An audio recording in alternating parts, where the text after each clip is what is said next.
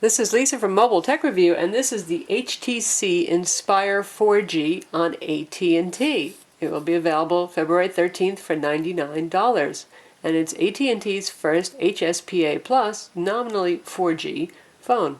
This is a really cool phone for $99. Those of you who remember the Aria from HTC that came out in June was $99, and that was only a lower resolution display device with the 600 megahertz CPU. Now you get something very high-end here. You have a 4.3-inch SLCD display, a 1 gigahertz second-generation Snapdragon CPU. It is a single-core, but it does benchmark at close to 1720 on Quadrant, so it's quite fast. You get an 8-megapixel camera with flashback here that actually does a pretty good job in decent light. It's a little shy about using these dual LED flashes, oddly.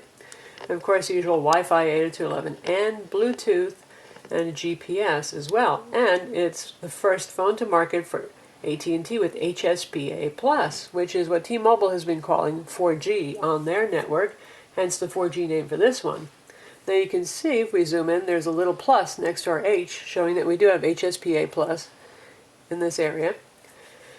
But we're not seeing the same speeds that we do on T-Mobile. Typically we've been seeing up to about 5 megs down using speedtest.net application. On this, we're averaging more like 2, which isn't so much better than regular HSPA phones.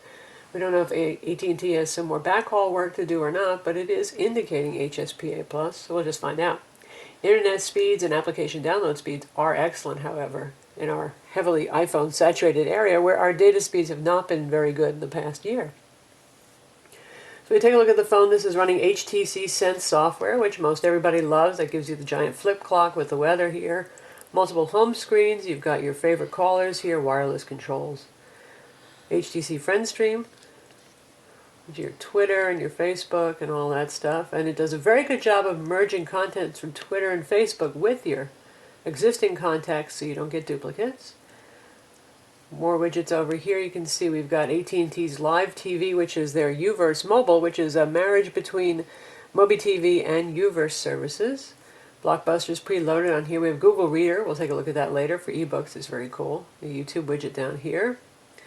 And this is an RSS newsfeed application that HTC provides, which is pretty cool. It has a bunch of feeds available, but not all of our favorite sites, including our own, were pre-listed, and we did have some problems just putting in our own RSS URL, so we're not sure exactly how customizable it is yet, and we have an available screen here. Of course, if you don't want any of these widgets, you can just press and hold and delete them and gain more space. This also supports HTC's new advanced Sense that works with your account on their website, and you can do things like sync accounts and data back down and get to some nice HTC applications, which we'll show you here. Here's the HTC Hub. This is the first US phone that actually support HTC's new MySense on the web. So you can choose from apps and widgets, wallpapers, scenes, and things which they make available for download for free. That's pretty cool. If you want to get to your apps, you just tap here, and then it's the usual standard listing. Phone's very easy to use, scrolls well. Of course, this isn't Super AMOLED, but it is a very sharp display, and we're enjoying it quite a lot. And everything is in alphabetical order here. The built-in apps plus whatever you add, unlike Samsung, which segregates built-in apps from what you download. This has the 4G hotspot over here. This is just basically a shortcut to get to the settings for the hotspot feature. And before we take a look at more software, we're going to take a look at the hardware. You've got capacitive touch buttons down here, the standard Google buttons. And on the side, large volume rocker. And this is the pull-off door for the battery, which we'll discuss in detail in a bit. Here's your power button up top. Nothing going on the side. And down here you've got your headphone jack and your micro USB port and a microphone hole.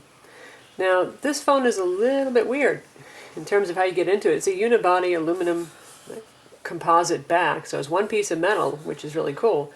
But if you want to get to your SIM card and the included micro SD card, they give you an 8 gig card. Of course, you can use it whatever you want. You have to pull the rubber end off, which is pretty tight. So I'm going to do that. See if I can do that on camera. Nope. Okay, we finally got that bottom off, and the bottom is actually the easier thing to take off. So you slide your SIM card up into here, and this is the micro SD card slot. And here's some translucent plastic that looks pretty cool. And then that's that here. And the inside of the door has some sensors, probably so they can make contact with the SIM card nodes in place.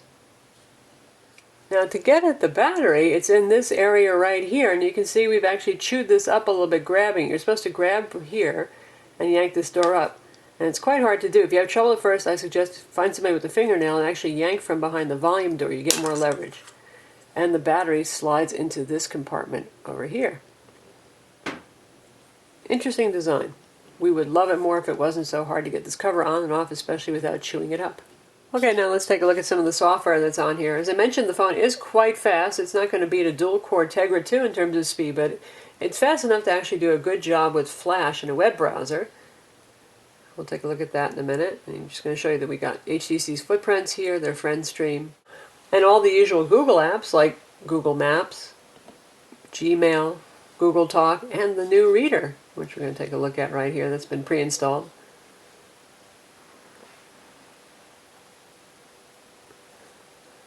Here's Google Reader, and this is what you see when you launch it. You got book covers here, and they have a few public domain titles that are preloaded.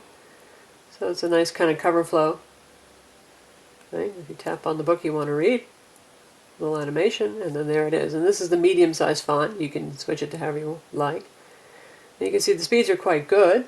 And you have menu options here to make annotations, including highlights in 4 different colors. You can make notes, bookmarks, change your font size, sync with your Google account if you purchase books from Google, and so on. And it does work in landscape mode as well. So that's pretty sweet. Of course, you can put Kindle on here, Nook, whatever you want. Sony's ebook reading software as well. We'll take a look at the web browser so we can see some Flash action.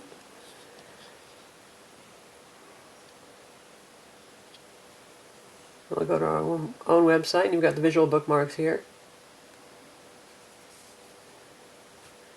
And I've set Flash to load on demand, so we don't have a bunch of Flash ads competing with any video that we might want to watch.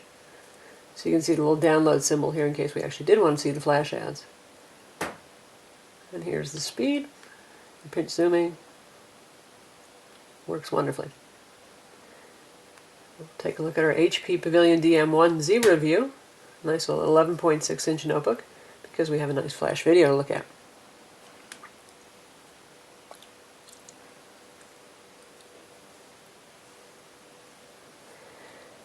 So loading the page pretty quickly, and this is over AT&T's HSPA Plus network. We have not turned Wi-Fi on. And here is the Flash video. Tap on it to load it. So this is real Flash version of our video right here, playing obviously in full screen.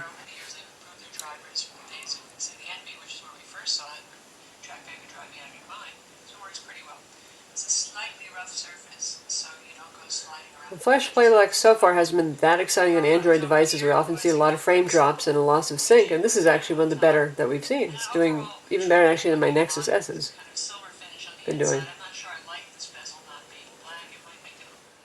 And also you can see the keyboard. This is HTC's custom keyboard, which is one of our favorites, and given the size of this device, it is really easy to use the keyboard.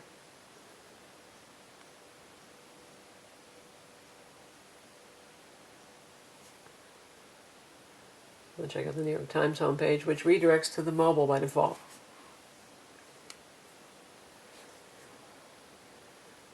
Unfortunately, we like to get the full New York Times, thanks to Steve Jobs and his iPhone, but that is not what we're getting served on this device. But we do have mobile set by default in settings.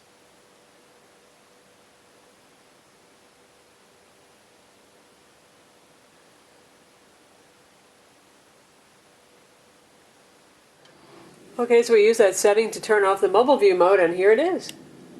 Genuine, by default, full New York Times homepage.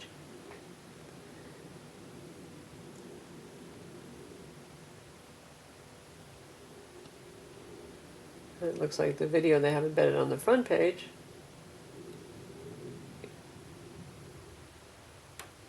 It's going to load right now.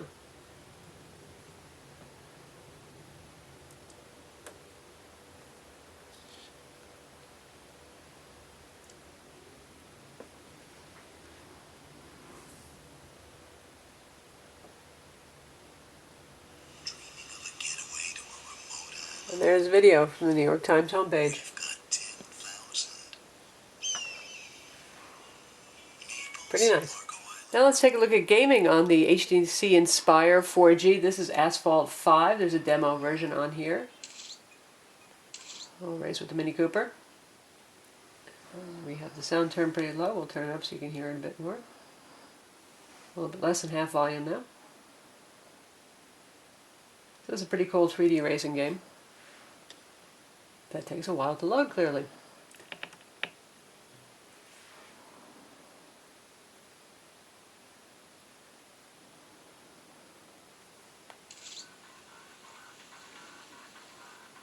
How appropriate, a winter scene.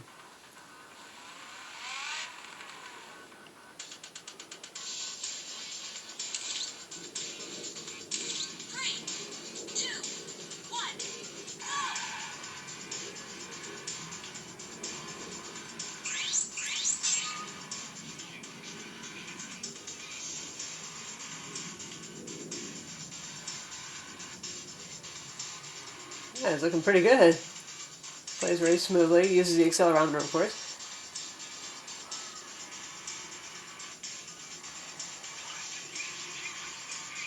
So that's Asphalt 5 GT on the Inspire 4G. Looks really good on that 4.3-inch display.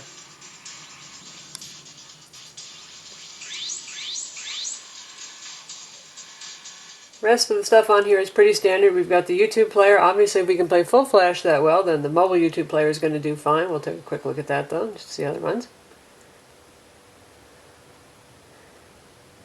And we will pick a video off the front page.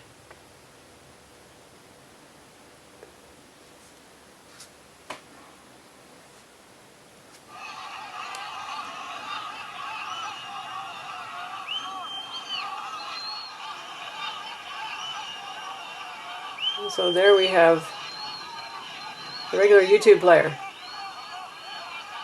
Besides the standard Google Maps on here, AT&T Navigator's preloaded if you like that. We've also got an FM radio, a flashlight application, a desk clock, which is pretty cool. It's hard to see because it actually dims. And we have Google Places, Google Stocks, Twitter, Weather Channel, and not too much bloatware on here. We have Yellow Pages Mobile, really, is one of the few bloatware apps. Now we're going to take a look at the phone interface real quick because HTC has done a lovely job here. Which by default you have a very large phone dialer given the 4.3-inch display that you've got here running at 800 by 480 resolution. And then you've got your favorites up top first and then the rest of your contacts. And if you tap here you get your full list of contacts. You could also hit that button there, but that's not even necessary because once you tap, whoops,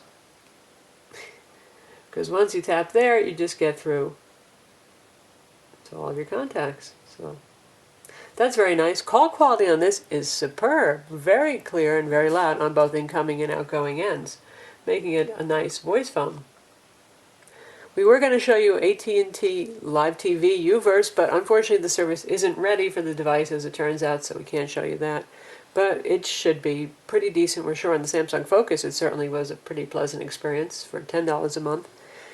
You can download TV shows and watch some full episodes. You do have to use Wi-Fi for that, though. Unfortunately, you can't do it over 3G. So that's the HTC Inspire 4G, available February 13th for a remarkably low $99 with contract. I'm Lisa from Mobile Tech Review. Visit our website for the full review.